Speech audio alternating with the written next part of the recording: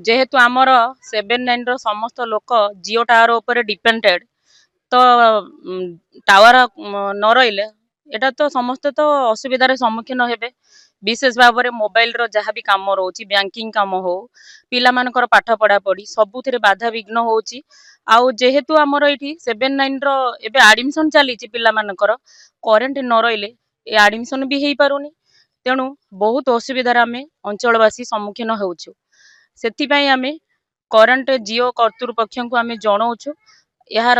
पुंखा भाव में कार्यानुष्ठान ग्रहण करंतु। एई जो करेंट समस्या होउची आगामी दिन रे केमिति न हबो से प्रति ध्यान देले आमे विशेष आपण मान को धन्यवाद दबु। हूँ राजीव मंडल गाँ हूँ एमबी 79 समस्या हूँ एटिकार है विगत गत सप्ताहटी है करेन्ट सकाल 4-5 घंटा रोना आ करेन्ट न रहा संगे संगे आमर इंटरनेट सेवा भी बंद हो जिओर टोटाल नेटवर्क रोना आउ जहाद्वारा कि पिला माने वर्तमान जो एजुकेशन चलती वर्तमान दुनिया सब नेटवर्क उपर चलती तेणु नेटवर्क सिस्टम टोटाल बंद हो जहाँफल कि पिला मानकर एजुकेशन हो कि फॉर्म फिलअप हो कि बैंकिंग काम हो कि लोक मैंने आसुँच मार्केट रे फोन पे सिस्टम हो सबकि सिस्टम बंद हो जाए 5-6 घंटा जहाँद्वारा कि लोक मैंने बहुत असुविधार सम्मुखीन भोगवाक पड़ू। मु चाहूँगी जो जियो नेटवर्क अच्छी जो कर्तृपक्ष अच्छा से मैंने यहाँ प्रति ध्यान दिखते कौन असुविधा अच्छी जेनेटर प्रोब्लेम अच्छी ना कौन सोलर सिस्टम प्रोब्लेम अच्छी जदि प्रोब्लेम अच्छी यथाशीघ्र ठीक करते सप्ताह सप्ताह धरिक एमती रहा यहाँ जहाँ गोटे दुर्भाग्यपूर्ण घटना यहाँ। मु एमवी 80 नंबर निवासी एक्चुअली किछि दिन हला करेंट पळेइले इंटरनेट रहू नाही नेटवर्क रहउची किंतु इंटरनेट रहू नाही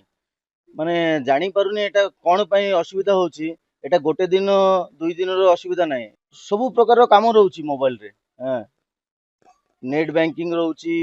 बा कॉलेज स्टूडेंट मानकर काम रहउची बा इंटरनेट माने सब जिंस हां आमे जहा तो